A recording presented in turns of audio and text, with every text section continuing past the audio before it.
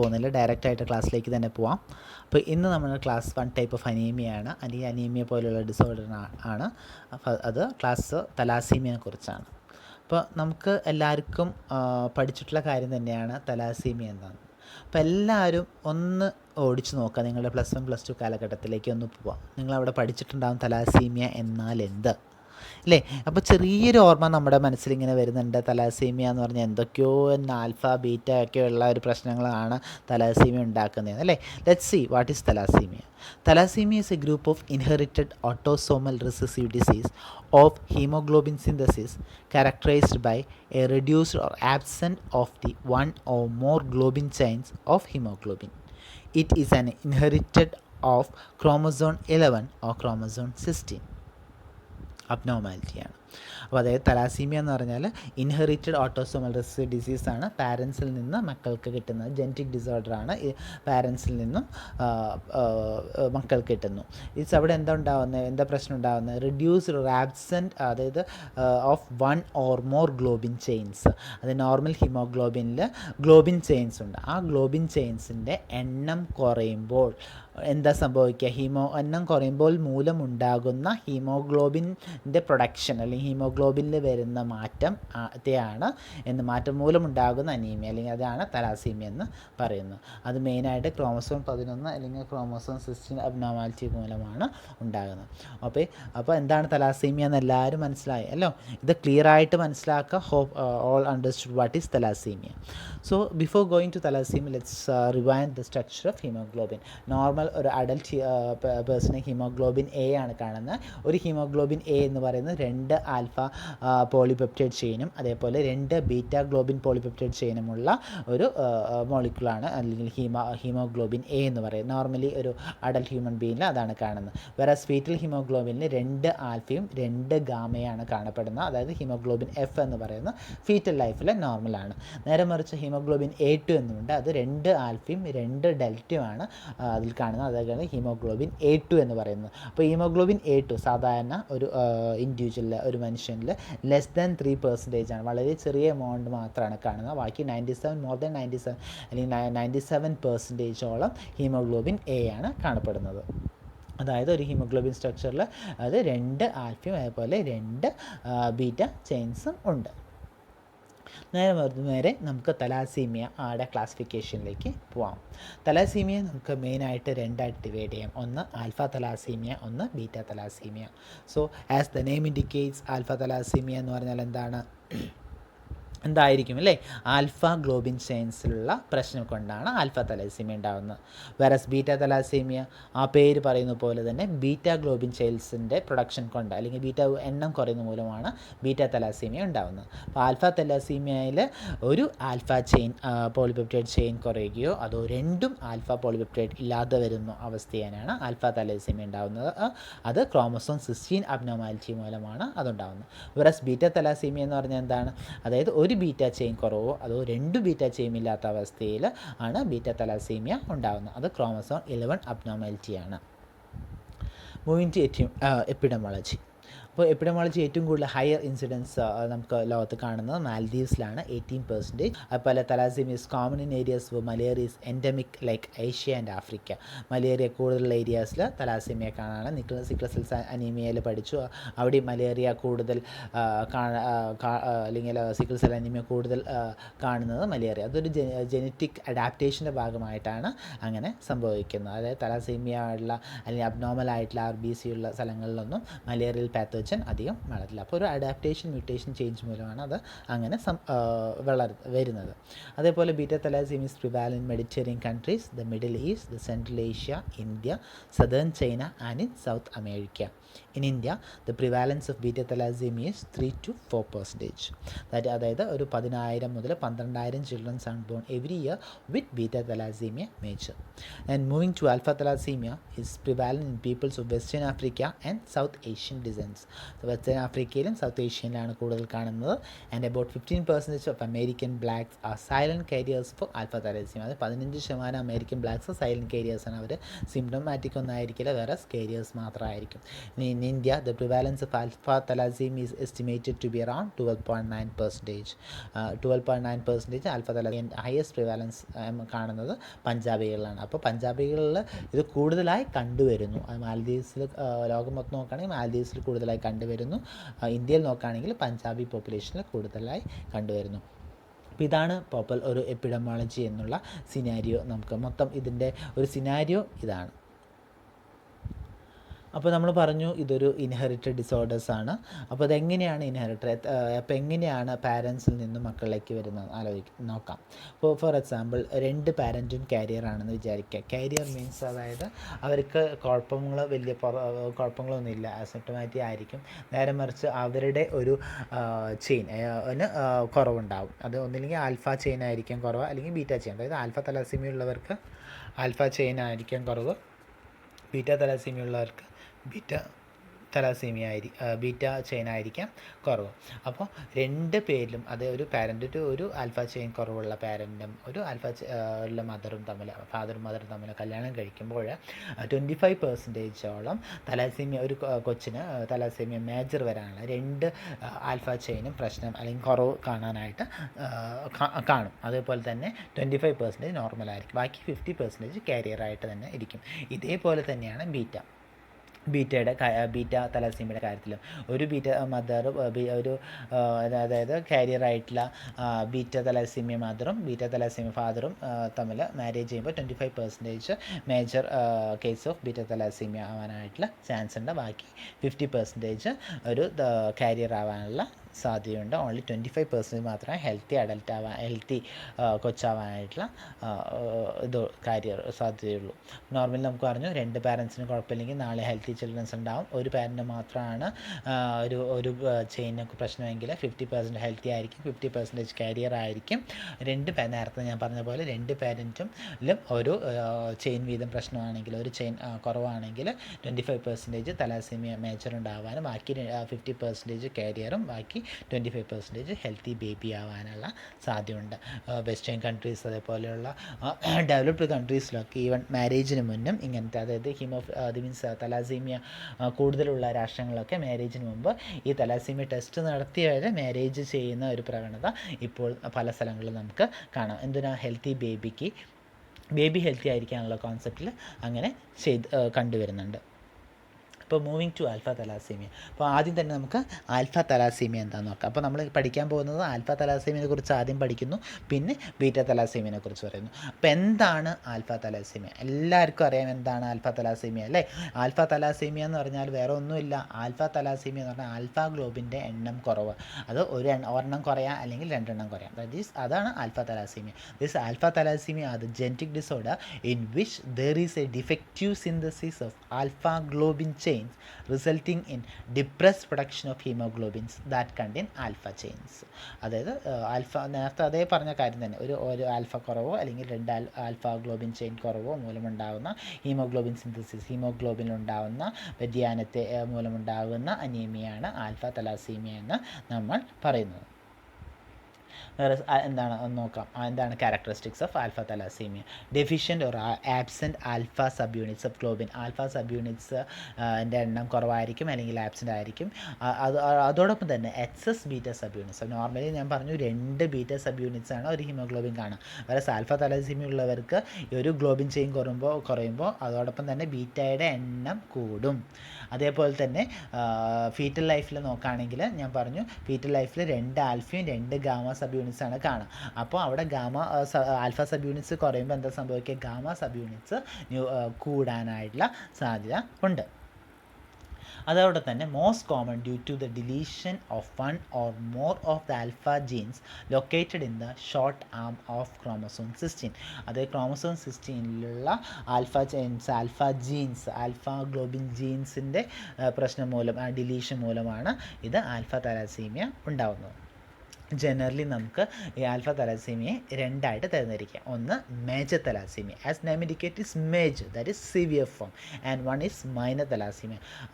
പേര് പറയുന്നത് പോലെ തന്നെ മൈനർ ആയിരിക്കും അല്ലേ, അതായത് ലെസ് സിവിയർ ഫോം ആയിരിക്കും. മേജർ തലാസീമിയ എന്ന് പറയുന്നത് ഹോമോസൈഗസ് ആണ്, അതായത് inherit the gene defect from both the parents, അതായത് രണ്ട് പാരൻസിൽ നിന്നും ആ ജീൻ, ആ ഫാൾട്ടി ജീൻ രണ്ട് പാരൻസിൽ നിന്നും ആ കൊച്ചിന് കിട്ടിയിട്ടുണ്ട്, അതായത് സിവിയർ ഫോമാണ്. വേറെ മൈനർ എന്ന് പറഞ്ഞാൽ ഒരു പാരൻറ്റിൻ്റെ ഫോൾട്ടി ജീൻ മാത്രമാണ് കിട്ടിയിട്ടുള്ളത്, ഒരു പാരൻറ്റിൽ നിന്നും നല്ല ആൽഫ ഗ്ലോബിൻ ചെയിനുമാണ് കിട്ടിയിട്ടുള്ളത്. സോ അത് മൈനർ ഫോമാണ്. ഇതാണ് മെയിൻലി ജനറലി നമുക്ക് ഈ ആൽഫ തലാസീമിയെ രണ്ടായിട്ട് ഡിവൈഡ് ചെയ്യുന്നത്. നമുക്ക് പിന്നെ അതിൻ്റെ മ്യൂട്ടേഷൻ സ്റ്റേറ്റ് ആയിട്ട് 4 ടൈപ്പ് ഓഫ് ആൽഫ തലാസീമിയ എന്ന് പറയാം. അത് ഞാൻ നേരത്തെ പറഞ്ഞു, ഒരു ക്രോമസോമല്ല ആൽഫ ജീൻ എന്ന് പറയുന്ന 4 കോപ്പീസ് ഓഫ് ആൽഫ ജീനാണ്, ആൽഫ ഗ്ലോബിൻ ജീനാണുള്ളത്. ഓരോ ജീനും, അതായത് ഈ 4 ജീനും ഉണ്ടെങ്കിൽ മാത്രമാണ് ഒരു ആൽഫ ഗ്ലോബിൻ എന്ന് പറഞ്ഞാൽ ഒരു production alpha globin chain produce ചെയ്യാനുള്ള സാധിക്കുകയുള്ളൂ. അപ്പോൾ ഓരോ ജീൻ കുറയുന്നതനുസരിച്ച് പ്രശ്നങ്ങളുണ്ടാവും. അപ്പോൾ ഈ ബൈ ലോസ് ഓഫ് 1 ജീൻ, ഈ 4 ജീനിൽ ഒരു ജീനാണ് കുറയുന്നതെങ്കിൽ അതിനെ സൈലൻറ്റ് കാരിയർ ആയിരിക്കും. സൈലൻറ്റ് കാരിയർ എന്ന് പറയാം. അതിന് സിംറ്റമാറ്റിക് ആയിട്ട് ഒന്നും ഉണ്ടാവില്ല, സൈലൻ്റ് ആയിട്ടുള്ള ഒരു കാരിയർ മാത്രമായിരിക്കും. In case of loss of 2 ജീൻസിനെ ആ തലാസീമിയ നമ്മൾ പറയുന്നു, ആൽഫ തലാസീമിയെ പറയുന്നു ആൽഫ തലാസീമിയ ട്രേറ്റ്, അതായത് മൈനർ ആൽഫ തലാസീമിയ എന്ന് പറയുന്നു. In case of loss of 3 genes, അതായത് 3 ജീൻ കുറവാണെങ്കിൽ അതിനെ ഹീമോഗ്ലോബിൻ എച്ച് ഡിസീസ് എന്ന് പറയുന്നു. അതായത് 3 ജീൻ കുറയുമ്പോൾ ഗ്ലോബിൻ എച്ച് ഡിസീസ്. ഇതാണ് മേജറായിട്ട് കണ്ടുവരുന്ന ആൽഫ തലാസീമിയ. ഹീമോഗ്ലോബിൻ കുറച്ച് പ്രോബ്ലമാറ്റിക് ആയിട്ട് സിവിയർ ആയിട്ട് കണ്ടുവരുന്ന ഡിസീസാണ് ഹീമോഗ്ലോബിൻ എച്ച് ഡിസീസ് ആൽഫ തലാസീമിയയിൽ. അപ്പോൾ ഞാൻ നേരത്തെ പറഞ്ഞു, അതായത് ആൽഫ ജീൻസ് കുറയുമ്പോൾ അവിടെ ബീറ്റ ചെയിൻസിൻ്റെ എണ്ണം കൂടും. 4ാമത്തെ വെറൈറ്റിയാണ്, 4ാമത്തെ ടൈപ്പാണ് ഹൈഡ്രോപ്സ് ഫീറ്റാലിസ്, അതായത് ഹീമോഗ്ലോബിൻ ബാർഡ്സ് എന്ന് പറഞ്ഞ വെറൈറ്റി. അതായത് ഹീമോഗ്ലോബിൻ ബാർഡ്സ് എന്ന് പറയുന്നത് ഇതിൽ 4 ജീനും, അന്ന് ഞാൻ പറഞ്ഞു ഒരു ഇതിൽ ക്രോമസോമിൽ 4 ഗ്ലോബിൻ ജീൻസാണ് ഉണ്ടാകുന്ന.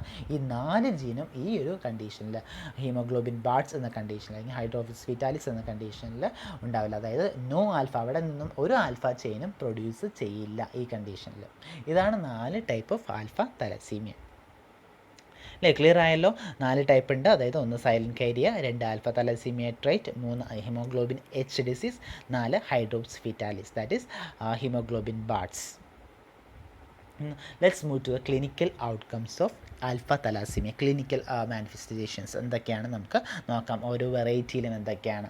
നമുക്ക് സൈലൻറ്റ് കാരിയേഴ്സിന് നോക്കുമ്പോൾ അസിംപ്റ്റമാറ്റിക്, നേരത്തെ പറഞ്ഞ സൈലൻറ്റ് കാരിയേഴ്സ്, അവർ കാരിയേഴ്സ് മാത്രമാണ്, അസിംപ്റ്റമാറ്റിക് ആയിരിക്കും, ഒരു നോർമൽ ബീയിങ്ങിനെ പോലെ തന്നെ അവർ ജീവിച്ച് വരുന്നു.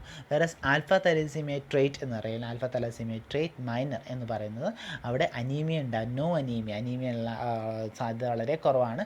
അനീമിയ ഉണ്ടെങ്കിൽ തന്നെയാണ് അത് മൈൽഡ് അനീമിയ ആവാനുള്ള സാധ്യതയുള്ളൂ. അങ്ങനെയുള്ള പേഷ്യൻസിന് മൈക്രോസൈറ്റോസിസ് കാണാം. എന്താണ് മൈക്രോസൈറ്റോസിസ്? മൈക്രോസൈറ്റോസിസ് വേറെ ഒന്നുമല്ല, RBCയുടെ സൈസ് കുറയുന്ന ഒരവസ്ഥയാണ് മൈക്രോസൈറ്റോസിസ് എന്ന് നമ്മൾ പറയുന്നത്. അപ്പോൾ അനീമിയ ഉണ്ടായെങ്കിൽ തന്നെ വളരെ മൈൽഡ് അനീമിയ ആയിരിക്കും, അതേപോലെ മൈക്രോസൈറ്റോസിസും കാണാം. വേറെ haemoglobin H disease, haemoglobin H ഞാൻ നേരത്തെ പറഞ്ഞ കുറച്ചും കൂടി സിവിയർ ഫോമാണ്. അപ്പോൾ നോർമലി സിവിയർ ആകുമ്പോൾ സിവിയർ അനീമിയ ആയിരിക്കും. അതിൽ എന്ത് കാണാം? മൈക്രോസൈറ്റോസിസ് കാണാം, അതേപോലെ ഹീമോലൈസിസ് കാണാം. മൈക്രോസൈറ്റ് എന്താണെന്ന് നേരത്തെ ഞാൻ പറഞ്ഞു. എന്താണ് haemolysis? Break down of RBC destructions കൂടുതലായിട്ട് ഈ കേസുകളിൽ കാണാം. അതുപോലെ തന്നെ ഈ കാര്യങ്ങൾ കൊണ്ട് തന്നെ എല്ലാം തന്നെ ബോൺ ഡിഫോർമാലിറ്റീസ്, സ്പ്ലീനോമെഗാലി, സിവിയർ ബോൺ ഡിഫോർമാലിറ്റീസും സ്പ്ലീനോമെഗാലിയും അവിടെ കാണാം. അത് ഈ ഒരു ഡിസീസ് അല്ലെങ്കിൽ എച്ച് ഡിസീസ് എന്ന് പറയുന്നത് സിവിയർ ആണ്, സംവാട്ട് ലൈഫ് ത്രെറ്റനിങ് ഡിസീസാണ്. നമുക്ക് ഞാൻ പറഞ്ഞു ട്രാൻസ്ഫ്യൂഷൻ, ബ്ലഡ് ട്രാൻസ്ഫ്യൂഷനൊക്കെ എപ്പോഴും വേണ്ടി വരും. അതോടൊപ്പം തന്നെ golf ball inclusions on microscopy structure നോക്കുമ്പോൾ നമുക്ക് ഒരു ഗോൾഫ് ബോൾ ഇൻക്ലൂഷൻസ്, ഒരു ബ്ലഡ് പിക്ചർ നോക്കുമ്പോൾ ഒരു ഗോൾഫ് ബോൾ ഇൻക്ലൂഷൻസ് അതിൽ ഒരു ബോഡി സ്ട്രക്ചർ നമുക്ക് അതിൽ കാണാനായിട്ട് പറ്റും. ഇതാണ് HbH disease, more common and more severe form ആണ്. ആൻഡ് നമ്മൾ 4ാമത്തെ വെറൈറ്റി നോക്കുകയാണെങ്കിൽ ബാർഡ്സ് ഹൈഡ്രോപ്സ് ഫീറ്റാലിസ് എന്നാണ്. ഞാൻ നേരത്തെ പറഞ്ഞു അതിൽ ഒരു ആൽഫ ചെയിൻ പോലും ഉണ്ടാവില്ല. 2 ആൽഫ ചെയിൻ നമുക്ക് വേണ്ട, അതിൽ ഒരു ആൽഫ ചെയിൻ ഉണ്ടാവില്ല. ഇതിലെന്താ സംഭവിക്കുക? Fluid buildup in the fetal കമ്പാർട്ട്മെൻറ്റിൽ ഫീറ്റൽ ഫ്ലൂയിഡ് ഉണ്ടായി ഫീറ്റൽ ഡെത്ത് ഉണ്ടാകുന്നു. സോ ലീഡ്സിൻ്റെ യൂട്രസിൽ തന്നെ ഫീറ്റൽ ഡെത്ത് ഉണ്ടാകുന്നു. കൊച്ച് ജനിക്കാനുള്ള സാധ്യത വളരെ കുറവാണ്. That is Bart's hydrops fetalis. അപ്പോൾ 4 വെറൈറ്റി ഓഫ് തലാസീമിയുടെ ക്ലിനിക്കൽ സിംറ്റംസ് എല്ലാവരും ക്ലിയറായി മനസ്സിലായി അല്ലേ? നമുക്ക് പിന്നെ ബീറ്റ തലസീമിയ എന്താണെന്ന് അറിയാം. സോ നേരത്തെ നമ്മൾ ആൽഫ തലസീമിയ പറഞ്ഞ അതേപോലെ തന്നെയാണ് ബീറ്റ തലസീമിയ. ആകെ വ്യത്യാസമുള്ളത് ബീറ്റ തലസീമിയ എന്ന് പറയുന്ന ആൽഫ ഗ്ലോബിൻ ചെയിൻ കൊണ്ട് അല്ല ബീറ്റ തലസീമിയ, ബീറ്റ ഗ്ലോബിൻ ചെയിൻസിൻ്റെ എണ്ണം കുറവ്. അതായത് 2 ബീറ്റ ഗ്ലോബിൻ ചെയിൻ വേണ്ട സ്ഥലത്ത് ഒരു ബീറ്റ ഗ്ലോബിൻ ചെയിൻ ഉണ്ടാകുകയോ അതോ ഒന്നും തന്നെ ഉണ്ടാവാതിരിക്കുകയോ ചെയ്യുമ്പോഴാണ് ബീറ്റ തലാസീമിയ ഉണ്ടാകുന്നത്. It is characterised by genetic deficiency in the synthesis of beta globin chains of haemoglobin. Normally ഞാൻ നേരത്തെ പറഞ്ഞു ബീറ്റ ഒരു ചെയിൻ കുറയുമ്പോൾ, ബീറ്റ ജെയിൻ കുറയുമ്പോൾ അടുത്ത വേറെ ചെയിൻ അത് കൂടുതലാവും. അപ്പോൾ ഈ ബീറ്റ തലസീമിയയിൽ excess of alpha globin genes അല്ലെങ്കിൽ ആൽഫ ഗ്ലോബിൻ ജീൻസ് കൂടുതലായിട്ട് കാണാനുള്ള സാധ്യതയുണ്ട്. മെയിൻലി നേരത്തെ commonly found in Mediterranean or Middle East, Asia as well as in Africa. And it's mostly due to the suppression of encoding genes on chromosome 11. Chromosome 11 ഉള്ള encoding ജീൻസിൻ്റെ suppression മൂലമാണ് അതുണ്ടാവുന്നത്. Each cell contains 2 copies of beta globin genes. ഒരു സെല്ലിൽ 2 copies of beta globin ജീൻസാണ് ഇതിലുള്ളത്. നമ്മൾ നേരത്തെ ആൽഫ ഗ്ലോബിൻ ജീൻസിൽ ഞാൻ പറഞ്ഞു ഒരു സെല്ലിൽ 4 ആൽഫ ജീൻസാണ് ഉണ്ടാകുന്നത്. ആ 4 വെറൈറ്റി നമ്മൾ പറഞ്ഞു മൂലമുണ്ടാകുന്ന ബീറ്റ ചെയിനെ സംബന്ധിച്ച് 2 കോപ്പീസ് ഓഫ് ബീറ്റ ജീൻസാണ് ഉണ്ടാകുന്നത്. അതുകൊണ്ട് ആ രീതിയിൽ നമുക്ക് ബീറ്റ തലസീമിയയെ നമുക്ക് 3ആയിട്ട് നമുക്ക് ഡിവൈഡ് ചെയ്യാം. ഒന്ന് major thalassaemia, beta thalassaemia. Major beta തലാസീമിയനെ നമുക്ക് എന്ത് പറയാം? കൂലീസ് അനീമിയ എന്ന് പറയാം. കൂലീസ് അനീമിയ എന്ന് പറയാൻ വേറെ ഒന്നല്ല, അതിനെക്കുറിച്ച് കൂടുതൽ കണ്ടെത്തുകയും കൂടുതൽ പഠിക്കുകയും ചെയ്തതെല്ലാം തോമസ് കൂലീസ് എന്ന വ്യക്തിയാണ്. അതുകൊണ്ട് തന്നെയാണ് ഈ കൂലീസ് അനീമിയ എന്ന് പറയുന്നത്. പിന്നെ അത് ഏറ്റവും കൂടുതൽ കണ്ടുവരുന്നത് മെഡിറ്ററേനിയൻ ഭാഗങ്ങളിലാണ്. അതുകൊണ്ട് തന്നെ അതിനെ മെഡിറ്ററേനിയൻ അനീമിയ എന്നും പറയുന്നുണ്ട്.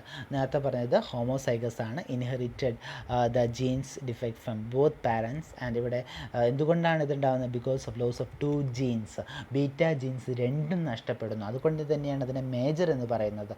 അത് സിവിയർ ഫോം ഓഫ് ബീറ്റ തലസീമിയാണ്. അതിനാണ് കൂലീസ് അനീമിയ എന്ന് നമ്മൾ പറയുന്നത്. അപ്പോൾ ഇതിൽ കൂടുതൽ സമയം ബ്ലഡ് ട്രാൻസ്ഫ്യൂഷൻ വേണ്ട വ്യക്തികളുള്ള ഒരാൾ തന്നെയാണ് മേജർ അനീമിയ ഉള്ള ആൾക്കാർ, അല്ലെങ്കിൽ കൂലീസ് അനീമിയ ഉള്ള ആൾ. നമ്മൾ ഇൻ്റർമീഡിയറ്റ് അനീമിയ എന്ന് പറയുമ്പോൾ ഇത് ഓൾമോസ്റ്റ് സിമിലർ ടു കൂലീസ് അനീമിയ തന്നെയാണ്. പക്ഷേ അത്രയും സിവിയർ കേസ് ആയിരിക്കില്ല, അതിൻ്റെ ലെസ് സിംറ്റമാറ്റിക് ആയിരിക്കും. ഈ കേസ് ഹോമോസൈഗസ് തന്നെയാണ്. അത് inherit the gene defect from both the parents, loss of 2 genes. ഇവിടെയും 2 ജീൻസ് ലോസ് ആവുന്നുണ്ട്, ബട്ട് അതിൻ്റെ സിവിയറിറ്റി ലെസ് ആയിരിക്കും. ദെൻ മൂവിങ് ടു മൈനർ എന്ന് പറയുമ്പോൾ ഹെറ്ററോസൈഗസ് ആണ്. Receive the faulty gene from only 1 parent. ഇവിടെ എന്താണ്? ഓൺലി 1 ജീനെ ലോസ് ആവുന്നുള്ളൂ. Lease of only 1 gene. 1 gene beta globin gene നല്ലതാണ്, വേറെ 1 ജീന് ഉണ്ടാകില്ല. Loss of 1 beta globin jeans. And ഇതൊരു മൈനർ ഫോം ഓഫ് ബീറ്റ തലസീമിയാണ്. ഇത്രയാണ്. അപ്പോൾ ബീറ്റ തലസീമിയയിൽ നമ്മൾ major, intermediate and minor. Major എന്ന് പറയുന്നത് സിവിയർ ഫോമാണ്, that is Cooley's anaemia because of loss of 2 beta genes. Clear ആയല്ലോ അല്ലേ? ഇതാണ് ബീറ്റ തലസീമിയയുടെ classification. Then let's move to the clinical outcomes of beta thalassemia. എന്തൊക്കെയാണ് ക്ലിനിക്കൽ ചേഞ്ചസ് ബീറ്റ തലസീമിയയിൽ നമുക്ക് കാണാൻ പറ്റും എന്ന് നമുക്ക് നോക്കാം. Thalassaemia minor, that is minor trait. നമ്മൾ പറഞ്ഞു തലാസീമിയ മൈനർ ട്രേറ്റ് എന്നൊരു കാറ്റഗറി. അത് മിക്കപ്പോഴും അസിംറ്റമാറ്റിക് ആയിരിക്കും. ചില കേസുകൾ മൈക്രോസൈറ്റോസിസ് ഉണ്ടാകുന്നു. എന്താണ് മൈക്രോസൈറ്റോസിസ്? ഞാൻ നേരത്തെ പറഞ്ഞു, RBCയുടെ സൈസ് കുറയുന്നൊരവസ്ഥ പോലും. അത് മൈനർ ആയതുകൊണ്ട് തന്നെ മൈനർ അനീമിയയ്ക്ക് ചാൻസ് കൂടുതലാണ്. ഈ thalassaemia minor, beta thalassaemia minor കാറ്റഗറിയിൽ elevated HbA2 level of haemoglobin. ഞാൻ നേരത്തെ പറഞ്ഞു നോർമൽ ഹീമോഗ്ലോബിൻ HbA ആണ്, വേറെ മൈനർ ട്രേറ്റിൽ HbA2യുടെ അളവ് 3%, ഗ്രേറ്റർ ദാൻ 3.4, നോർമലിനേക്കാളും കൂടുതലായിട്ട് കാണാനുള്ള സാധ്യത ഉണ്ട്. Moving to beta thalassaemia intermedia. ഇവിടെ symptoms almost similar to Cooley's അനീമിയയുടെ സിംറ്റംസ് തന്നെയാണ് ഓൾമോസ്റ്റ് ഉണ്ടാവുക. It's not Cooley, it's Cooley's anaemia. Okay, അപ്പോൾ കൂലീസ് അനീമിയയുടെ സിംറ്റംസ് ആണ്, ബട്ട് ലെസ് സിവിയർ ആയിരിക്കും. ഞാൻ moving to beta thalassaemia major, that is Cooley's anaemia. It's most severe ഫോമാണ്. Moderate to severe anaemia ഉണ്ടാവും, സിവിയർ അനീമിയയിലുണ്ടാവും. Intramedullary haemolysis. ഇൻട്രാമെഡുലറി എന്ന് പറഞ്ഞാൽ മെഡുലറി, നമുക്ക് നോർമലി അറിയാം RBC ഉണ്ടാവുന്നതെല്ലാം തന്നെ മെഡിലയ്ക്കകത്താണ്. അപ്പോൾ മെഡിലയ്ക്കകത്ത് വെച്ച് തന്നെ RBC ഡൈ ചെയ്യും. അത് ഫുൾ ഡെവലപ്പിന് മുമ്പ് തന്നെ അവിടെ RBC ഡെത്ത് സംഭവിക്കുന്നു. അതോടൊപ്പം തന്നെ പെരിഫറൽ ഹീമോലൈസിസും സംഭവിക്കുന്നു. Destructions of RBC outer to medullary intramedullary areas peripheral haemolysis നടക്കുന്നു. ഇതുമൂലം കൊണ്ട് തന്നെ ബോഡി അതിൻ്റെ ഒരു അഡാപ്റ്റീവ് മെക്കാനിസം എന്നുള്ള രീതിയിൽ സ്പ്ലീനോമെഗാലി ഉണ്ടാകുന്നു. അതേപോലെ സ്കെലറ്റൽ അബ്നോർമാലിറ്റീസ് ഉണ്ടാകുന്നു, കൺജസ്റ്റീവ് ഹാർട്ട് ഫെയിലിയർ ഉണ്ടാകുന്നു, പൾമറി ഹൈപ്പർ ടെൻഷൻസ് ഉണ്ടാകും. അതൊക്കെ വേണമെങ്കിൽ നമുക്കൊരു കോംപ്ലിക്കേഷൻസ് ഓഫ് കൂലീസ് അനീമിയ എന്ന് വേണമെങ്കിൽ പറയാം, അല്ലെങ്കിൽ ലാസ്റ്റ് സ്റ്റേജസ് ഓഫ് കൂലീസ് അനീമിയയിൽ വരുന്ന ഇതൊക്കെ ബോഡിയുടെ അഡാപ്റ്റീവ് മെക്കാനിസം, അതായത് RBC കുറയുന്നൊരവസ്ഥ, അനീമിക് ആവുന്നൊരവസ്ഥയുണ്ട് നമ്മുടെ ശരീരത്തിൽ അല്ലേ. അപ്പോൾ ആ ശരീരത്തിലേക്ക് കൂടുതൽ RBC പ്രൊഡ്യൂസ് ചെയ്യാൻ വേണ്ടി ബോഡി തന്നെ ശ്രമിക്കുമ്പോൾ ഉണ്ടാകുന്ന ഒരു കോംപ്ലിക്കേഷൻ എന്നുള്ള രീതിയിലാണ് ഈ splenomegaly, skeletal abnormalities, congestive heart failure, അതുപോലെ തന്നെ പൾമറി ഹൈപ്പർ ടെൻഷൻസ് ഒക്കെ ഉണ്ടാകുന്നത്. ഇതൊക്കെയാണ് ബീറ്റ തലാസീമിയ പേഷ്യൻസിൽ കാണുന്ന clinical symptoms and clinical variations.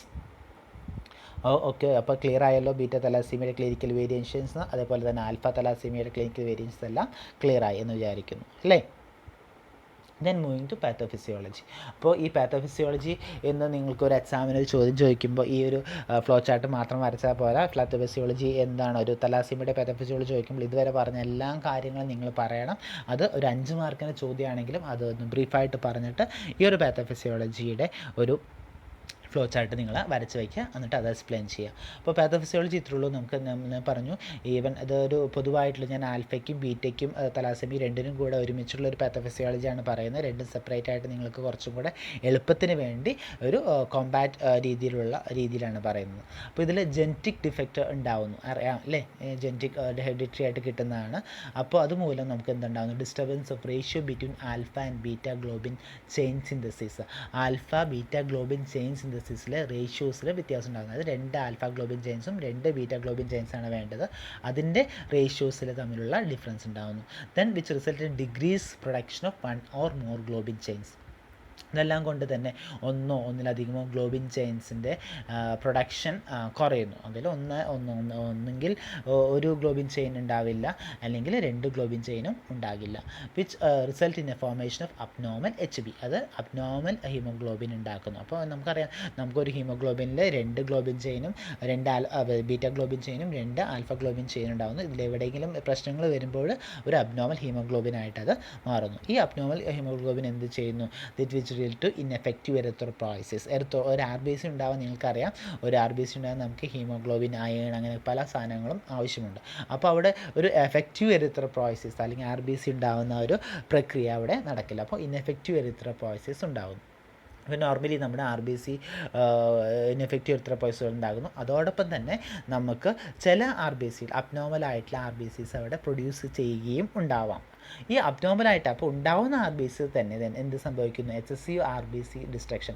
ആ ഉണ്ടാവുന്ന അബ്നോർമൽ RBC വീണ്ടും അത് എക്സസീവ് ആയിട്ട് RBC ഡിസ്ട്രക്ഷൻ ഉണ്ടാവുന്നു, അല്ലെങ്കിൽ അത് സ്പ്ലീനിൽ പോയിട്ട് RBCയുടെ ലൈസിസ് അല്ലെങ്കിൽ അവിടെ സംഭവിക്കുന്നു. അങ്ങനെ കൂടുതൽ RBC ഡിസ്ട്രക്റ്റ് ചെയ്യുന്നു. അങ്ങനെ കൂടുതൽ RBC ഡിസ്ട്രക്റ്റ് ചെയ്യുമ്പോൾ നമുക്ക് എന്തുണ്ടാവുന്നത്, അയേൺ കൂടുതൽ ബോഡിയിൽ ഉണ്ടാകും. നിങ്ങൾ മുന്നേ ക്ലാസ്സുകളിലൊക്കെ പഠിച്ചിട്ടുണ്ട്, RBC ഡിസ്ട്രക്ഷൻസ് ഉണ്ടാകും, അല്ലെങ്കിൽ RBC ലൈഫ് സ്പാൻ കഴിഞ്ഞ് അത് ഡിസ്ട്രക്റ്റ് ചെയ്യുമ്പോൾ എന്താണ്, അയേൺ ബോഡിയിൽ പ്രൊഡ്യൂസ് ചെയ്യുന്നു. അങ്ങനെ അയേൺ ബോഡിയിൽ പ്രൊഡ്യൂസ് ചെയ്യുമ്പോൾ ഓവർലോഡ് ഓഫ് അയേൺ ഉണ്ടാകുന്നു. അപ്പോൾ നമുക്ക് അയൺ ഓവർലോഡ് ഉണ്ടാകുന്നു, RBCയുടെ എണ്ണം വളരെ കുറവായിരിക്കുന്നു. അപ്പോൾ ഇതെല്ലാം കൊണ്ട് അപ്പോൾ മെഡുലർലി, അതായത് ഇൻട്രാമെഡുലർലി RBC സിന്തസിസിന് അവിടെ ഒരു പ്രശ്നങ്ങളുണ്ടാകുന്നു. അപ്പോൾ നമ്മുടെ ബോഡി എൻ്റെ അഡാപ്റ്റീവ് മെക്കാനിസം എന്നുള്ള രീതിയിൽ മെഡുലർക്ക് പുറത്തുള്ള സ്ഥലങ്ങളിൽ നിന്നും എക്സ്ട്രാ മെഡുലർലി ഹീമറ്റോപോയ്സിസ് ഉണ്ടാവാനായിട്ടുള്ള സാധ്യത നടക്കാനായിട്ട് ശ്രമിക്കുന്നു. അതായത് മെഡുലയ്ക്ക് പുറത്ത് ഹീമറ്റോപോയ്സിസ്, അല്ലെങ്കിൽ RBC പ്രൊഡക്ഷൻ, WBC അങ്ങനെയുള്ള സാധനങ്ങളൊക്കെ പ്രൊഡ്യൂസ് ചെയ്യാനായിട്ട് ബോഡി തന്നെ ശ്രമിക്കുന്നു. അങ്ങനെ ബോഡി ശ്രമിക്കുന്നതോടൊപ്പം അങ്ങനെ ഈ എല്ലാ കാരണങ്ങൾ കൊണ്ട് നമുക്ക് കൃത്യമായിട്ട് വേണ്ട അളവിലുള്ള RBCs പ്രൊഡ്യൂസ് ചെയ്യുന്നില്ല. Which resulted in anaemia. അങ്ങനെയുള്ള കേസുകളിലൊക്കെ അനീമിയ ഉണ്ടാകുന്നു. അങ്ങനെ ഉണ്ടാകുന്ന ഓൾ ടുഗദറിനെ നമ്മൾ തലാസീമിയ എന്ന് പറയുന്നു. അപ്പോൾ ഇതാണ് ഇതിൻ്റെ ഒരു പാത്തോഫിസിയോളജി ചാർട്ട്. അപ്പോൾ പാത്തോഫിസിയോളജി ചോദിച്ചു കഴിഞ്ഞാൽ ഈ ഒരു പാറ്റേൺ പറയുക, എന്നിട്ട് ഇതൊന്ന് എക്സ്പ്ലെയിൻ ചെയ്യുക. ഇതൊരു പാത്തോഫിസിയോളജി തന്നെയാണ് അറിയുന്നത്. ഇത് ഓൾ ടുഗദർ എല്ലാ കാര്യങ്ങളൊന്നും കൂടെ പറയുന്ന ഒരു കാര്യം, നേരത്തെ പറഞ്ഞ് എക്സ്പ്ലെയിൻ ചെയ്ത കാര്യം തന്നെയാണ്. അപ്പോൾ നമുക്ക് എക്സാം പോയിൻ്റ് ഓഫ് വ്യൂവിൽ നിങ്ങൾക്ക് അത് എഴുതാം. ഒന്നും കൂടെ നിങ്ങൾക്ക് ക്ലിയർ ആയിട്ട് അണ്ടർസ്റ്റാൻഡിങ്ങിന് വേണ്ടി ഈ ഒരു പിക്ചർ ഞാൻ ഉപയോഗിക്കുന്നത്. ഞാൻ പറഞ്ഞു നോർമലായിട്ടുള്ള ഹീമോഗ്ലോബിൻ എന്ന് പറയുന്നത് HbA ആണ്. അതായത് 2 ആൽഫ ഗ്ലോബിൻ ചെയിൻസും 2 ബീറ്റ ഗ്ലോബിൻ ചെയിൻസാണ് ഉള്ളത്. ഇൻ കേസ് അപ്പോൾ നമുക്ക് ഞാൻ പറഞ്ഞു ഈ തലാസീമിയയിൽ ഉണ്ടാകുന്ന ഗ്ലോബിൻ ചെയിൻസിൻ്റെ എണ്ണം കുറയുന്നു. അതായത് റെഡ്യൂസ്ഡ് ബീറ്റ ഗ്ലോബിൻ സിന്തസിസ്, അത് ബീറ്റ ഗ്ലോബിൻ റെഡ്യൂസ്ഡ് ആവുന്നു. അതോടൊപ്പം തന്നെ എക്സസ് ഓഫ് ആൽഫ ഗ്ലോബിൻ. ഇപ്പോൾ ഇത് ബീറ്റ തലാസീമിയയുടെ ഒരു പാത്തോഫിസിയോളജി പറയുന്ന പിക്ചറാണ് കേട്ടോ. അപ്പോൾ അതുകൊണ്ട് തന്നെയാണ് ഇപ്പോൾ റെഡ്യൂസ് ബീറ്റ ഗ്ലോബിൻ സിന്തസിസ് ഉണ്ടാകുമ്പോൾ എന്താവുന്നു, അവിടെ റിലേറ്റീവ് എക്സസ് ഓഫ് ആൽഫ ഗ്ലോബിൻ്റെ എക്സസ് പ്രൊഡക്ഷൻ അല്ലെങ്കിൽ എണ്ണം അവിടെ കൂടുന്നു. അത് which resulted in beta thalassaemia. അപ്പോൾ അതുകൊണ്ട് എന്താണ്, അതൊരു ബീറ്റ തലാസീമിയ ആയിട്ട് നമുക്ക് റിസൾട്ട് ചെയ്യുന്നു. അപ്പോൾ ബീറ്റ തലാസീമിയ ഞാൻ പറഞ്ഞു. അപ്പോൾ എന്താണ് അവിടെ HbA എന്നുള്ള ഒരു പ്രക്രിയയുടെ എണ്ണം വളരെ കുറവായിരിക്കും, അബ്നോർമലായിരിക്കും. അപ്പോൾ അങ്ങനെയുള്ളത് അബ്നോർമൽ ഒരു എറിത്രോബ്ലാസ്റ്റ് ആയിരിക്കും അവിടെ ഉണ്ടാകുന്നത്. ഈ അബ്നോർമൽ എറിത്രോബ്ലാസ്റ്റ് നോർമലി എറിത്രോപോയ്സസ് നടക്കുന്നത് എവിടെയാണ്, ഇൻട്രാമെഡുലറി സ്പേസിലാണ് അല്ലേ. ഈ അബ്നോർമൽ ബ്ലാസ്റ്റ് മെഡുലയിൽ എറിത്രോപോയ്സസ് നടക്കുമ്പോൾ കറക്റ്റായിട്ട് അതവിടെ എറിത്രോപോയ്സസ് നടക്കില്ല. മോസ്റ്റ്ലി എറിത്രോബ്ലാസ്റ്റ്, ഈ അബ്നോർമൽ ആയിട്ടുള്ള എറിത്രോബ്ലാസ്റ്റ് എല്ലാം തന്നെയും ബോൺ മാരോയിൽ ഡൈ ചെയ്യുന്നു. അതായത് ഇൻഎഫക്റ്റീവ് എറിത്രോപോയ്സിസ് അവിടെ സംഭവിക്കുന്നു. അപ്പോൾ ഇൻഎഫക്റ്റീവ് എറിത്രോപോയ്സിസ് സംഭവിക്കുമ്പോൾ നമ്മുടെ ബോഡിയിൽ, അതായത് RBCയുടെ എണ്ണം പ്രൊഡക്ഷൻ കുറയുന്നു അല്ലേ. അപ്പോൾ നമ്മുടെ ബോഡി തന്നെ എന്ത് ചെയ്യും, RBCയുടെ എണ്ണം കൂട്ടാനായിട്ട് ശ്രമിക്കും. അപ്പോൾ RBCയുടെ എണ്ണം കൂട്ടാനായിട്ട് ബോഡിക്ക് RBC അല്ലെങ്കിൽ RBCയുടെ പ്രൊഡക്ഷന് കൂടുതൽ വേണ്ട സാധനം എന്താണ്, അയൺ ആണ്. അപ്പോൾ നമ്മുടെ ബോഡി തന്നെ എന്ത് ചെയ്യും, അയണിൻ്റെ അബ്സോർപ്ഷൻ കൂട്ടും. നമ്മുടെ ഡയറ്റ് അയൺ കഴിക്കുന്നതിൻ്റെ അബ്സോർപ്ഷൻ ഇൻക്രീസ് ആക്കും. അങ്ങനെ അയൺ അബ്സോർപ്ഷൻ കൂട്ടുമ്പോൾ എന്താ സംഭവിക്കുക, അയൺ നമ്മുടെ ബോഡിയിൽ ഓവർലോഡായിട്ട് വരുന്നു. ഈ അയൺ ഓവർലോഡായിട്ടുള്ള അയൺ ലിവറിലും അതേപോലെ ഹാർട്ടിലും പ്രശ്നങ്ങളും ഉണ്ടാകും. നേരത്തെ ഞാൻ പറഞ്ഞു കോംപ്ലിക്കേഷൻസ് പറഞ്ഞു അല്ലേ, കൺജസ്റ്റീവ് അതേപോലെ ഫെയിലിയർ, അതേപോലെ പൾമണറി കൺജഷൻ ഒക്കെ പറഞ്ഞു. അപ്പോൾ കാർഡിയാക് പ്രശ്നങ്ങൾ ഉണ്ടാക്കുന്നു, ലിവറിൽ അത് അക്യുമുലേറ്റ് ചെയ്ത് ലിവറിൽ പ്രശ്നം ഉണ്ടാക്കുന്നു. അങ്ങനെ അയൺ ഓവർലോഡ് ഉണ്ടാകുന്നു. അതോടൊപ്പം തന്നെ നിങ്ങൾക്ക് നേരത്തെ പറഞ്ഞു എറിത്രോബ്ലാസ്റ്റോസിസ്, മോസ്റ്റ് ഓഫ് എറിത്രോബ്ലാസ്റ്റ് അവിടെ എന്താ ചെയ്യുക, ഇൻട്രാമെഡുലറി സ്പേസിൽ ഡൈ തന്നെയാവും. എന്നാലും അവിടെ നിന്നും കുറച്ച് ഈ അബ്നോർമൽ സെൽസ് വെച്ച് കുറച്ച് RBCs ഉണ്ടാകുന്നു. ഈ കുറച്ചുണ്ടാകുന്ന RBCസും അവിടെ അബ്നോർമൽ ആവാം. ഈ അബ്നോർമലായിട്ടുള്ള ഉണ്ടാകുന്ന RBC എന്ത് ചെയ്യും, സ്പ്ലീനിൽ പോവും അല്ലേ. സ്പ്ലീനിൽ പോയിട്ട് അവിടെ ആ അബ്നോർമൽ ആയതുകൊണ്ട് തന്നെ ഡിസ്ട്രക്ഷൻ അവിടെ നടക്കുന്നു. അതായത് എന്തുകൊണ്ട് ഡിസ്ട്രക്ഷൻ അവിടെ നടക്കുന്നു എന്ന് പറഞ്ഞാൽ, ഞാൻ പറഞ്ഞു നോർമൽ വേണ്ട ചെയിൻസിന് ആൽഫ ചെയിൻസ്, ഇവിടെ ബീറ്റ തലാസീമിയുടെ കാര്യം നമ്മൾ പറയുന്ന സ്ഥിതിക്ക് ഇവിടെ എന്താ സംഭവം, ആൽഫ ഗ്ലോബിൻ ചെയിൻസ് കൂടുതലാണ് ഇവിടെ ഉണ്ടാകുന്നത്. അപ്പോൾ അതിൻ്റെ അഗ്രിഗേറ്റ് മൂലം, അതിൻ്റെ ഒരു കോംപ്ലിക്കേഷൻ മൂലം തന്നെ അത് എന്താ സ്പ്ലീനിൽ പോയി ഡിസ്ട്രക്റ്റ് ആകുന്നു. അങ്ങനെ സ്പ്ലീനിൽ പോയി അത് ഡിസ്ട്രക്റ്റ് ആയി ചെയ്യുന്നു. അങ്ങനെ സ്പ്ലീനിൽ പോയി ഡിസ്ട്രക്റ്റ് ആകുമ്പോൾ എന്താ ചെയ്യുന്നത്, ഉണ്ടായിരുന്ന RBC തന്നെ ഇല്ലാണ്ടാവുന്നു. So which resulted in anaemia അല്ലേ. RBC കുറയുമ്പോഴാണല്ലോ അനീമിയ ഉണ്ടാകുന്നത്. അത് അപ്പോൾ ആ രീതിയിൽ RBC ഡിസ്ട്രക്റ്റ് ആയിട്ട് അനീമിയ ഉണ്ടാകുന്നു. അതുപോലെ തന്നെ എറിത്രോബ്ലാസ്റ്റ് ഇൻട്രാമെഡുലറി സ്പേസിൽ തന്നെ ഡൈ ചെയ്യുന്നു, അതുകൊണ്ട് മൂലം അനീമിയ ഉണ്ടാകുന്നു. അപ്പോൾ ആ പേഷ്യൻറ്റിന്, അങ്ങനെ തലാസീമിയ പേഷ്യന് അനീമിയ ഉണ്ടാകുന്നു. ഒന്ന് ഇൻട്രാമെഡുലർ സ്പേസിൽ എറിത്രോബ്ലാസ്റ്റ് ഡൈ ചെയ്തുകൊണ്ട് RBC പ്രൊഡക്ഷൻ ഉണ്ടാവാതിരിക്കുന്നു. അതേപോലെ ഉണ്ടാകുന്ന RBC സ്പ്ലീനിൽ പോയി ഡിസ്ട്രക്റ്റ് ആവുന്നു, which resulted in anaemia. So ഞാൻ പറഞ്ഞു അനീമിയ പേഷ്യൻസ്. അപ്പോൾ അനീമിയ മാറ്റാൻ നമുക്ക് എന്താ ചെയ്യേണ്ടത്, ബ്ലഡ് ട്രാൻസ്ഫ്യൂഷൻ. ആ തലാസീമിയ പേഷ്യൻസിന് ബ്ലഡ് ട്രാൻസ്ഫ്യൂഷൻ ആവശ്യമുണ്ട്. അപ്പോൾ അനീമിയ കുറയ്ക്കാനായിട്ട് അവരുടെ HB കൂട്ടാൻ വേണ്ടി നമ്മൾ എന്ത് ചെയ്യുന്നു, അനീമിയ കൂട്ടാൻ വേണ്ടി, അനീമിയ കണ്ടീഷൻ ആവാതെ ഓക്സിജൻ്റെ അനീമിയ കുറയുമ്പോൾ നമുക്കറിയാം നോർമൽ എന്താ ചെയ്യുന്നത്, ഓക്സിജൻ്റെ അളവ് ടിഷ്യൂസിലെത്തുന്നത് കുറയും. അതുകൊണ്ട് അനീമിയ ഉള്ള പേഷ്യൻസ് നമ്മൾ ബ്ലഡ് ട്രാൻസ്ഫ്യൂഷൻ കൊടുക്കുന്നു. അങ്ങനെ ബ്ലഡ് ട്രാൻസ്ഫ്യൂഷൻ കൊടുക്കുമ്പോൾ എക്സ്ട്രാ ബ്ലഡ് നമ്മൾ കൊടുക്കുമ്പോൾ അപ്പോഴും നമ്മുടെ ബോഡിയിൽ കൂടുതലായിട്ട് അയൺ ഡെപ്പോസിറ്റ് ചെയ്യുന്നു. അങ്ങനെ കൂടുതൽ അയൺ ഓവർലോഡായി അങ്ങനെ നമ്മുടെ ബോഡിയിലുള്ള അയൺ ലോഡ് അല്ലെങ്കിൽ അയണിൻ്റെ അളവ് കൂടുതലായിട്ട് ബോഡിയിൽ അക്യുമുലേറ്റ് ചെയ്യുന്നു. അതോടൊപ്പം തന്നെ ഇൻ കേസ് നമ്മൾ ബ്ലഡ് ട്രാൻസ്ഫ്യൂഷൻ കുറച്ചാൽ എന്താ ഉണ്ടാകുന്ന അവസ്ഥ, ഇപ്പോൾ ബ്ലഡ് ട്രാൻസ്ഫ്യൂഷൻ എണ്ണം കറക്റ്റായിട്ട് കൊടുത്തില്ലെങ്കിൽ എന്താ ചെയ്യുന്നത്, ടിഷ്യൂ അനോക്സിയ, അതായത് നോർമലായിട്ട് വേണ്ട ഓക്സിജൻ അവിടെ സെൽസിൽ എത്തുകയില്ല. അപ്പോൾ എന്ത് സംഭവിക്കുന്നു, അപ്പോൾ നമ്മുടെ സെൽസിൽ ഓക്സിജൻ ഇല്ല. സെൽസിൽ ഓക്സിജൻ എത്തണമെങ്കിൽ RBC വേണം അല്ലേ. അപ്പോൾ RBC പ്രൊഡ്യൂസ് ചെയ്യാൻ വീണ്ടും ബോഡി പ്രയത്നിക്കുന്നു. അപ്പോൾ RBC പ്രൊഡ്യൂസ് ചെയ്യാൻ മെയിനായിട്ട് നമുക്ക് വേണ്ട ഒരു ഇതാണ് എറിത്രോപോയിറ്റിൻ അല്ലേ. അപ്പോൾ RBCനെ കൂടുതൽ ഉണ്ടാക്കാൻ വേണ്ടി അല്ലെങ്കിൽ എറിത്രോപോയ്സിസ് കൂടുതൽ നടത്താൻ വേണ്ടി ടിഷ്യൂസിലെ ഓക്സിജൻ്റെ അളവ് കുറയുമ്പോൾ നമ്മുടെ ബോഡി തന്നെ എറിത്രോപോയിറ്റിൻ്റെ അളവ് കൂട്ടുന്നു. എറിത്രോപോയറ്റിൻ്റെ അളവ് കൂട്ടുമ്പോൾ അത് ഇൻട്രാമെഡുലറി ഏരിയയിലാണല്ലോ എറിത്രോപോയറ്റിൻ വന്ന് ആക്ട് ചെയ്യുന്നത്. നോർമലി എറിത്രോപോയറ്റിൻ്റെ അളവ് കൂടുമ്പോൾ എന്താ സംഭവിക്കുന്നത്, ഈ ഇൻട്രാമെഡുലറി ഏരിയാസിൽ എക്സ്പാൻഡ് ചെയ്യുന്നു. അതായത് സ്ട്രക്ചർ ബോണിലെ അകത്തുള്ള മാരോ അല്ലെങ്കിൽ ബോൺ മാരോ ഏരിയാസ് എല്ലാം എക്സ്പാൻഡ് ആകുന്നു. അങ്ങനെ എക്സ്പാൻഡായി സ്കെൽറ്റൽ ഡിഫോർമിറ്റീസ് ഉണ്ടാകാനുള്ള സാധ്യതയുണ്ട്. ഇതാണ് ടോട്ടൽ പാത്തോഫിസിയോളജി. അപ്പോൾ ഇത്രയേ ഉള്ളൂ. അബ്നോർമലായിട്ടുള്ള സെൽസ് കൊണ്ട് ബീറ്റ തലാസീമിയ ഉണ്ടാകുന്നു. ബീറ്റ തലാസീമിയ മൂലം അയൺ ഓവർലോഡ് ഉണ്ടാകുന്നു, അനീമിയ ഉണ്ടാകുന്നു, അയൺ ഓവർലോഡ് ഉണ്ടാകുന്നു. അയൺ ഓവർലോഡ് മൂലം നമ്മുടെ പല ഓർഗൻസിലും പ്രശ്നങ്ങളുണ്ടാകുന്നു. അതേപോലെ സ്പ്ലീൻ കൂടുതൽ വർക്ക് ചെയ്യുന്നു, ആ സ്പ്ലീനിൽ കൂടുതൽ ഡിസ്ട്രക്ഷൻ സംഭവിക്കുന്നു. അതോടൊപ്പം തന്നെ നമ്മുടെ സ്കെൽറ്റൽ ചേഞ്ചസ് അല്ലെങ്കിൽ സ്കെൽറ്റലിൽ വരുന്ന ഇൻട്രാമെഡുലറി സ്പേസ് എല്ലാം എക്സ്പാൻഡ് ചെയ്ത് സ്കെൽറ്റൽ അബ്നോർമാലിറ്റി ഉണ്ടാകാനുള്ള സാധ്യതയും കൂടുതലാണ്. ഇതാണ് ഇതിൻ്റെ overall view of beta thalassaemia അല്ലെങ്കിൽ തലാസീമിയ എന്ന് പറയുന്നത്. അപ്പോൾ ഇത് നിങ്ങൾ മനസ്സിലാക്കാൻ പറഞ്ഞു. ഇത് ക്ലിയറായിട്ട് മനസ്സിലാക്കാൻ സാധിച്ചാൽ ഇത് ക്ലിയറായിട്ട് എക്സാമിന് നിങ്ങൾ എഴുതി വയ്ക്കുക, എക്സ്പ്ലെയിൻ ചെയ്യുക.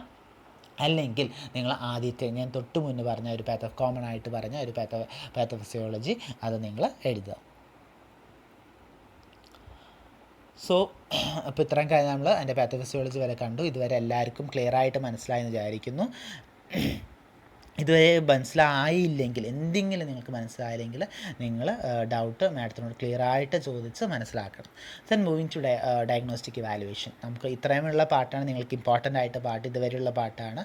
എങ്കിൽ പോലും നിങ്ങൾക്ക് കുറച്ച് കാര്യങ്ങൾ കൂടി അറിയണം. അതിനാണ് നമ്മൾ പറയുന്നത് എന്താണ് ഡയഗ്നോസ്റ്റിക് ഇവാലുവേഷൻ, എന്തൊക്കെയാണ് ഡയഗ്നോസിസ് എന്നാണ് നമുക്ക് നിലവിലുള്ളത്. ഇത് ബീറ്റ തലാസീമിയ അല്ലെങ്കിൽ ആൽഫ തലാസീമിയ കണ്ടുപിടിക്കാനുള്ള മാർക്കുകൾ. ഒന്ന് ഹിസ്റ്ററി തന്നെ, പേഷ്യൻസിനോട് നമ്മൾ ഹിസ്റ്ററി കളക്ട് ചെയ്യുന്നു. രണ്ട് ഫിസിക്കൽ എക്സാമിനേഷൻ. അവർ ക്ലിയറായിട്ട് ഞാൻ പറഞ്ഞു ഈ സ്കെൽറ്റൽ ഡിഫോർമാലിറ്റി ഉണ്ടാകുന്നു അല്ലെങ്കിൽ പല കാര്യങ്ങളുണ്ടാവുമെന്ന് പറഞ്ഞു. അപ്പോൾ അതുമൂലം നമുക്ക് അവരുടെ ഫിസിക്കലായിട്ട് അവർ എക്സാമിൻ ചെയ്ത് പല കാര്യങ്ങളും കണ്ടെത്താം. പിന്നെ ബ്ലഡ് ടെസ്റ്റ്, CBC നമ്മളായിരുന്നു. CBC എന്ന് പറയാം. CBCയിൽ നമ്മൾ HB നോക്കുന്നത് HBയുടെ അളവ് അനീമിക്കാണോ ഇല്ലേ എന്നറിയാൻ വേണ്ടി. അതേപോലെ അതിൻ്റെ പല മൈക്രോസ്കോപ്പിക് അനാലിസിസ്, അതായത് RBCയുടെ ഷേപ്പ് നമ്മൾ നോക്കുന്നു. അതായത് ആ ഷേപ്പല്ല, RBCയിലുള്ള ഞാൻ പറഞ്ഞു ഓരോ ഘടകങ്ങൾ RBC കൃത്യമായിട്ടുണ്ടോ, അതുകൊണ്ട് അതിൻ്റെ മൈക്രോസ്കോപ്പിക് അനാലിസിസ് നമ്മൾ നടത്തുന്നു. അങ്ങനെ നടത്തുമ്പോഴാണ് നേരത്തെ ഞാൻ പറഞ്ഞ ബോൾ പാറ്റേൺസ് ഓഫ് സ്ട്രക്ചേഴ്സൊക്കെ നമുക്ക് അറിയുന്നത്. പിന്നെ നമ്മൾ HB ഇലക്ട്രോഫോറസിസ് നടത്തുന്നു. HB ഇലക്ട്രോഫോറസിസ് നടക്കുന്ന പോലെ നമുക്ക് അബ്നോർമൽ ഫോം ഓഫ് HB ആണെങ്കിൽ നമുക്ക് അതൊന്ന് കണ്ടെത്താനായിട്ട് സാധിക്കുന്നു. ഇൻ കേസ് അവിടെയും നമുക്ക് കണ്ടെത്താൻ പറ്റിയില്ല, നമ്മൾ അടുത്ത അനാലിസിസായ മ്യൂട്ടേഷണൽ അനാലിസിസ് വരെ നടത്തുന്നു. അപ്പോൾ മ്യൂട്ടേഷൻ അനാലിസിസ് ഇതൊക്കെയാണ് നമ്മുടെ ഡയഗ്നോസ്റ്റിക് ഇവാലുവേഷൻസ് നമ്മൾ പറയുന്നത്. അപ്പോൾ blood test, HB electrophoresis and mutational analysis. Clear ആയല്ലോ അല്ലേ? Okay. Then moving to management. അപ്പോൾ നമുക്കറിയാം, നമുക്ക് ഈ അസുഖങ്ങൾക്ക് ബീറ്റ തലാസീമിയ ഉള്ള അസുഖങ്ങളുള്ള ആൾക്കാർ നിരവധി ലോകത്തിലെവിടെയും ഉണ്ട്. അപ്പോൾ അവരുടെ മാനേജ് ചെയ്യേണ്ട ബാധ്യത നമുക്കുണ്ട്. അവരുടെ മാനേജ്മെൻറ്റ് എങ്ങനെയാണ് ഞാൻ പറഞ്ഞു, ഏറ്റവും ഇമ്പോർട്ടൻ്റ് ആയിട്ട് മാനേജ്മെൻറ്റ് ട്രാൻസ്ഫ്യൂഷൻ തന്നെയാണ് അല്ലേ. അവർക്ക് അനീമിയാണ് ഉണ്ടാകുന്നത്. അവരുടെ ടിഷ്യൂ സെൽസിൽ ഓക്സിജൻ അളവ് വളരെ കുറവായിരിക്കും. അപ്പോൾ അവർക്ക് അത് കിട്ടാൻ വേണ്ടിയുള്ള ഏക മാർഗം എന്ന് പറയുന്നത് ബ്ലഡ് ട്രാൻസ്ഫ്യൂഷൻ. അപ്പോൾ ബ്ലഡ് ട്രാൻസ്ഫ്യൂഷൻ അവർക്ക് കൊടുക്കണം. So it is given to the patient with major thalassaemia. And major തലാസീമിയുള്ള ആൾക്ക് ബ്ലഡ് ട്രാൻസ്ഫ്യൂഷൻ കമ്പൽസറി ആയിട്ട് വേണ്ടി വരും. It is required in every 2 to 3 weeks to supplement RBCs and maintain an HB level of around 9 gram/dL. ഇത് maintain ചെയ്യാനായിട്ട് blood transfusion വേണം. Second therapy എന്ന് പറയുന്നത് അയൺ ചിലേഷൻ തെറാപ്പിയാണ്.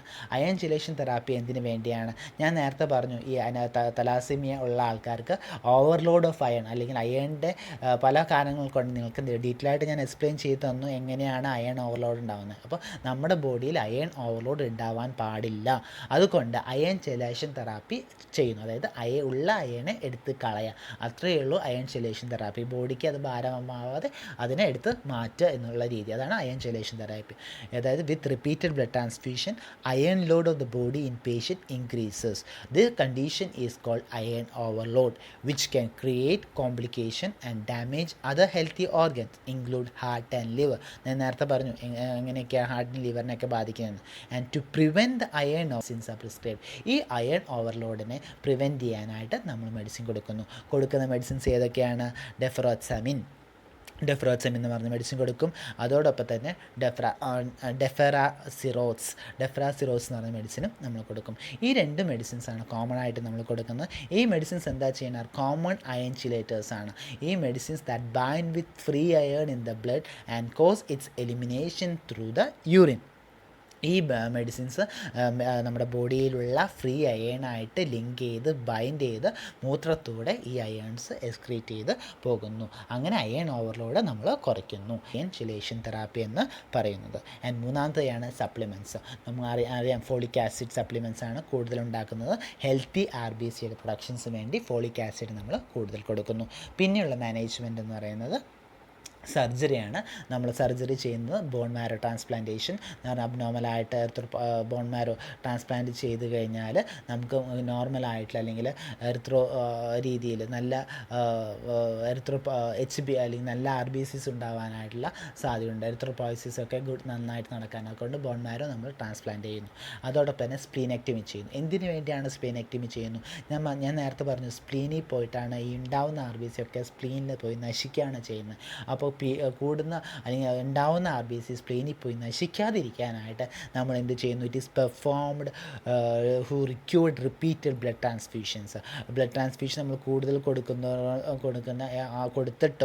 കൊടുത്തു കഴിഞ്ഞാലും എന്താ ചെയ്യുമ്പോഴേക്ക് ഈ സാധനം പോയി സ്പ്ലീനിൽ പോയി മരിച്ചു പോകുന്നു. അപ്പോൾ അത് അവോയ്ഡ് ചെയ്യാൻ വേണ്ടി നമ്മൾ സ്പ്ലീനെക്ടമി ചെയ്യുന്നു to assist in relieving the abdominal pressure and increase the life span of supplemental RBC. നമ്മൾ കൊടുക്കുന്ന RBC നശിക്കാതിരിക്കാൻ വേണ്ടി സ്പ്ലെനെക്ടമി ചെയ്യുന്നു.